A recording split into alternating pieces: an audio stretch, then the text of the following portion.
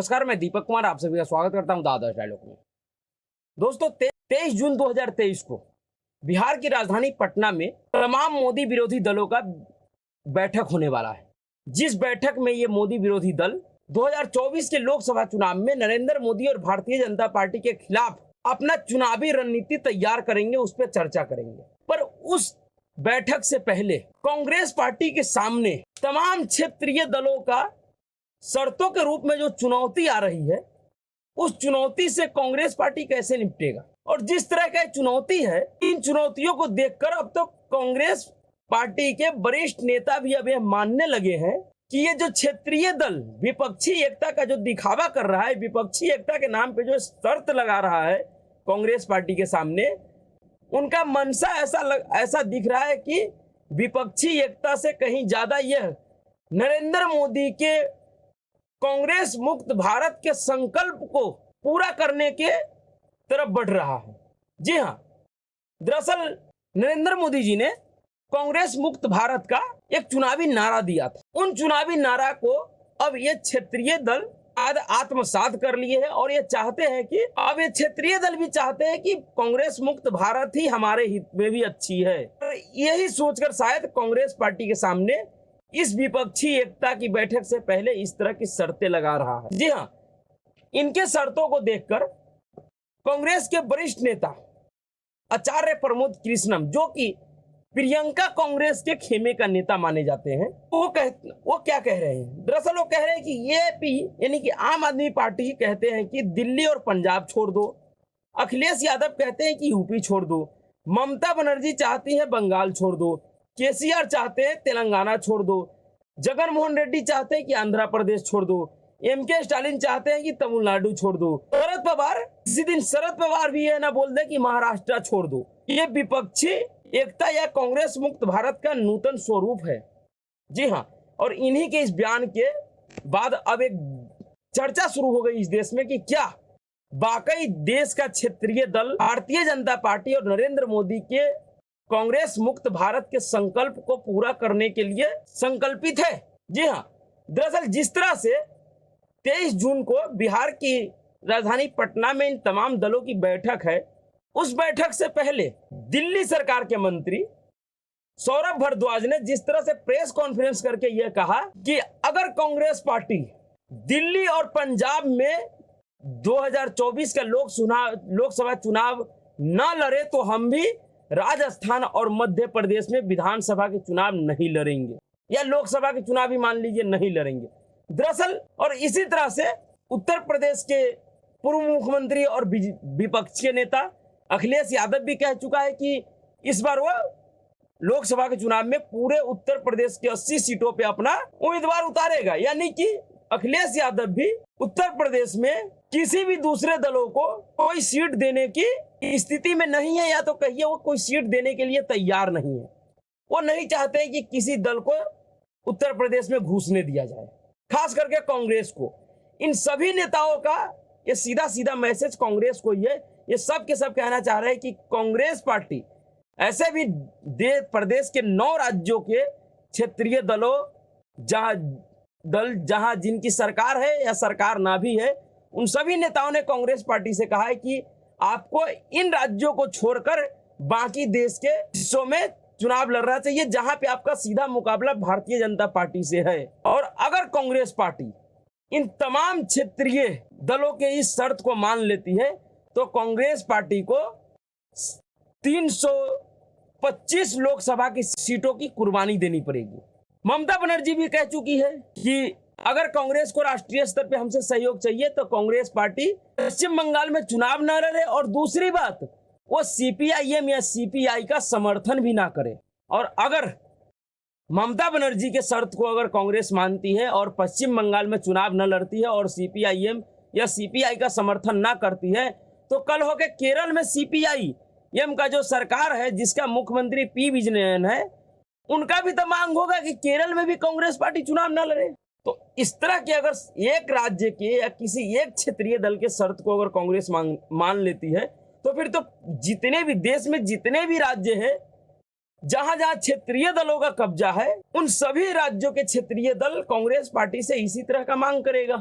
और अगर कांग्रेस पार्टी इन सभी दलों के इन शर्तों को मान लेती है तो फिर कांग्रेस पार्टी के लिए इस देश में कितनी सीटें बचती है पता है आपको? सिर्फ 218 सीटें। और 2019 के चुनाव को अगर देखा जाए, लोकसभा चुनाव को, तो कांग्रेस पार्टी पूरे देश में 421 सीटों पे चुनाव लड़ी थी, लेकिन उनको जीत कितनी सीटों पे मिली थी? सिर्फ 52 सीटों पे। यानी कि जितने सीटों पे चुनाव लड़ी उसकी 1/4 सीट भी नहीं जीत पाया था कांग्रेस पार्टी।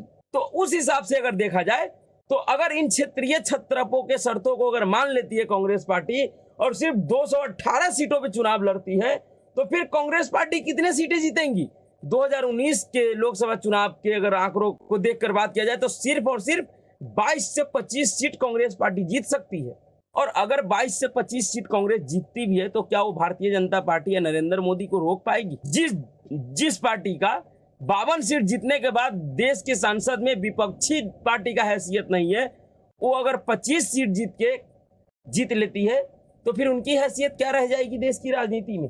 दरअसल इस विपक्षी एकता से पहले 10 से 11 राज्यों का मुख्यमंत्री है या नेता है जो कांग्रेस पार्टी को एक प्रस्ताव दिया है कि कांग्रेस पार्टी इन राज्यों को छोड़कर बाकी देश में चुनाव लड़े, देश के बाकी सीटों पर चुनाव लड़े। और उन राज्यों में कौन कौन सा है? उत्तर प्रदेश, जहां से अखिलेश यादव पहले ही बोल चुका है, महाराष्ट्र, बिहार में 40 लोकसभा की सीटें हैं। और राजद इसके लिए पहले ही कह चुका है कि कांग्रेस पार्टी को जिन जिन राज्यों में क्षेत्रीय दल मजबूत है वहां चुनाव नहीं लड़ना चाहिए। एक तरह से राजद कांग्रेस पार्टी को यह संदेश पहले ही दे चुका है कि बिहार में भी कांग्रेस को चुनाव नहीं लड़ना चाहिए। और इस बात की मजबूती, इस राजद के इस बात का उदाहरण और यही कारण है कि राजद का सुप्रीमो या राजद का जो वर्तमान का अध्यक्ष है तेजस्वी प्रसाद यादव बिहार में कांग्रेस के सबसे युवा नेता और पढ़े लिखे नेता कन्हैया कुमार के साथ मंच साझा करने से मना कर दिया था। और उस कन्हैया कुमार को अब राजद के दबाव में कांग्रेस पार्टी बिहार से दिल्ली शिफ्ट कर दिया है। तो पहले ही कांग्रेस पार्टी बिहार में राजद एक शर्त को मान चुका है, तो क्या दूसरा शर्त भी मानेगा कांग्रेस पार्टी? और मानेगा तो फिर कांग्रेस पार्टी की क्या दुर्गति होगी? इसी तरह से तमिलनाडु के मुख्यमंत्री एम.के. स्टालिन भी कह रहे हैं कि कांग्रेस पार्टी, हम विपक्षी एकता में शामिल तो होंगे लेकिन कांग्रेस पार्टी को तमिलनाडु में चुनाव नहीं लड़ना होगा। और इसकी पुष्टि इस बात से होता है कि इन तमाम दलों को बैठक से पहले ही निमंत्रण दिया जा चुका था, लेकिन खबर आ रही है कि 20 जून को मुख्यमंत्री नीतीश कुमार, जो कि इस विपक्षी एकता का अगुवाई कर रहे हैं तथाकथित तौर पे, वह 20 जून को एम.के. स्टालिन से स्पेशल मिलने जाएंगे और उनको स्पेशल आमंत्रण देंगे इस एक विपक्षी एकता में आने के लिए। और इस बात से ऐसा महसूस हो रहा है कि विपक्षी एकता से पहले इन तमाम क्षेत्रीय दलों के अंदर कुछ ना कुछ पक रहा है। इन लोगों के बीच कुछ ना कुछ ऐसा चल रहा है कि विपक्षी एकता में कोई अड़चन आ सकती है 23 जून तक। उसी तरह से ममता बनर्जी के शर्तों को देखकर अब सीपीआईएम भी, जिसकी सरकार देश के एकमात्र राज्य केरल में है, उसके मुख्यमंत्री और उनके नेता ने भी कांग्रेस पार्टी को यह कहा है कि हम विपक्षी एकता में शामिल तो होंगे लेकिन केरल में कांग्रेस को चुनाव नहीं लड़ना होगा। उस तरह से तेलंगाना के मुख्यमंत्री केसीआर, चंद्रशेखर राव, वो पहले इस विपक्षी एकता से अलग हो गए, लेकिन अब वो फिर से कह रहे हैं कि अगर कांग्रेस पार्टी की तेलंगाना में चुनाव नहीं लड़ती है तो हम विपक्षी एकता में शामिल होने के लिए सोचेंगे। इसी तरह से झारखंड के मुख्यमंत्री हेमंत सोरेन भी कांग्रेस पार्टी के सामने यही शर्त रखा है कि कांग्रेस को झारखंड में चुनाव नहीं लड़ना चाहिए। पंजाब और दिल्ली के लिए आम आदमी पार्टी खुले तौर पे कह चुका है। जम्मू कश्मीर से भी खबर आ रही कि वहां का भी क्षेत्रीय छत्रप जो है, नेशनल कॉन्फ्रेंस और पीडीपी, इन सब ने भी कांग्रेस से यही अपील किया है कि जम्मू कश्मीर में भी कांग्रेस चुनाव ना लड़े। और पश्चिम बंगाल का तो आपको पता ही है, ममता बनर्जी खुल के कह चुकी है। और इन सब के बाद अब भी खबर आ रही कि महाराष्ट्र से भी ऐसे ही शर्त कांग्रेस पार्टी के सामने आने वाली है या तो आ चुकी है। और अगर कांग्रेस पार्टी इन तमाम नेताओं के, इन तमाम क्षेत्रीय छत्रपों के इन शर्तों को मानती है तो फिर कांग्रेस का भारतीय राजनीति में क्या स्थिति रह जाएगी? और यह क्षेत्रीय छत्रप कांग्रेस पार्टी के सामने इस तरह का शर्त क्यों रख रहा है? इसका सबसे बड़ा कारण यह है कि इन क्षेत्रीय दलों को भी यह पता है कि हमें खतरा भारतीय जनता पार्टी से नहीं है, हमें खतरा कांग्रेस से है। क्योंकि इन जितने भी राज्य के ये राजनीतिक दल या उनके नेताओं ने कांग्रेस से यह अपील किया है या शर्त रखा उनके सामने कि आप इन राज्यों में चुनाव न लड़े, इन सभी राज्यों के नेताओं को पता है कि यह अपने राज्य में कांग्रेस के वोट बैंक से ही मजबूत हुई है, और अगर फिर से इनके राज्य में कांग्रेस पार्टी अगर मजबूत होती है तो वह इन क्षेत्रीय दलों के राजनीतिक अस्तित्व के लिए खतरा पैदा कर सकती है। इनका अस्तित्व खत्म हो सकता है, क्योंकि कांग्रेस और इन क्षेत्रीय छत्रपों का जो वोट बैंक है वो सेम है। और जिस तरह का कर्नाटक विधानसभा का चुनाव में जो कांग्रेस पार्टी के साथ जो रिजल्ट आया है, उस रिजल्ट के बाद यह तमाम क्षेत्रीय छत्रप और घबराया हुआ है। उनको ऐसा लग रहा है कि जो कर्नाटक में हुआ है, अगर वह मेरे प्रदेशों में और कांग्रेस पार्टी के साथ होने लगे तो फिर हमारा स्थिति क्या होगा। क्योंकि उनको पता है कि भारतीय जनता पार्टी से हम लड़ लेंगे, क्योंकि भारतीय जनता पार्टी का वोट बैंक और हमारा वोट बैंक अलग अलग है। लेकिन कांग्रेस का वोट बैंक और इन क्षेत्रीय छत्रपों का वोट बैंक बिल्कुल वही है, एकदम सेम वोट बैंक है। इसलिए अगर इन क्षेत्रीय छत्रपों के क्षेत्र में अगर कांग्रेस मजबूत होती है तो कहीं ना कहीं इन क्षेत्रीय दलों के अस्तित्व के लिए खतरा पैदा कर सकती है। और यही कारण है कि तमाम क्षेत्रीय दलें चाहते हैं कि अगर कांग्रेस पार्टी हमसे राष्ट्रीय स्तर पे किसी तरह का सहयोग चाहती है तो कांग्रेस पार्टी को हमारे क्षेत्रों में चुनाव न लड़ना होगा। तो क्या कांग्रेस पार्टी इतनी बड़ी कुर्बानी देगी 2024 के लोकसभा चुनाव में? क्या कांग्रेस पार्टी इन क्षेत्रीय छत्रपों के इस शर्त को मानेगी? और अगर इस शर्त को मान लेती है कांग्रेस पार्टी तो फिर प्रमोद कृष्णम का जो यह चिंता है कि यह क्षेत्रीय दल दरअसल कांग्रेस मुक्त भारत का खाका तैयार कर रहा है, इसमें कोई दो राय नहीं है। उनका चिंता जायज है, क्योंकि पश्चिम बंगाल में जिस पश्चिम बंगाल की मुख्यमंत्री ममता बनर्जी का स्थिति इन देश के तमाम क्षेत्रीय छत्रपों में सबसे मजबूत है, उस पश्चिम बंगाल में भी 2019 के लोकसभा चुनाव में जिसमें 42 सीटें हैं पश्चिम बंगाल में, उसमें से 18 सीटें भारतीय जनता पार्टी ने जीता था। तो अगर कांग्रेस पार्टी इन क्षेत्रीय छत्रप के शर्तों को मान भी लेती है तो क्या यह क्षेत्रीय छत्रप भारतीय जनता पार्टी को लोकसभा चुनाव में रोक पाएगा अपने अपने क्षेत्रों में? क्या यह संभव है? जब ममता बनर्जी जितनी मजबूत नेता, जिनका एक अपने प्रदेश में मजबूत जनाधार है, जितना मजबूत जनाधार इस देश के किसी भी मोदी विरोधी क्षेत्रीय छत्रपों का नहीं है, मोदी विरोधी दलों का नहीं है, उसके घर में अगर भारतीय जनता पार्टी 40% सीटें जीत सकती है लोकसभा की, तो और राज्यों में क्यों इसे नहीं जीतेगी? और उत्तर प्रदेश में तो इस बार जैसा माहौल है, जिस तरह का काम योगी आदित्यनाथ कर रहा है, ऐसा लग रहा है कि 80 में से 80 नहीं तो फिर से 75 या 76 सीटें भारतीय जनता पार्टी जरूर जीतेगी। तो कांग्रेस पार्टी के लिए ये क्षेत्रीय दल इस तरह का स्थिति पैदा कर दिया है कि आगे कुआं और पीछे खाई है। अगर कांग्रेस इनके शर्त को मानती है तो भी घाटा कांग्रेस का है, और नहीं मानती है तो भी घाटा कांग्रेस का है।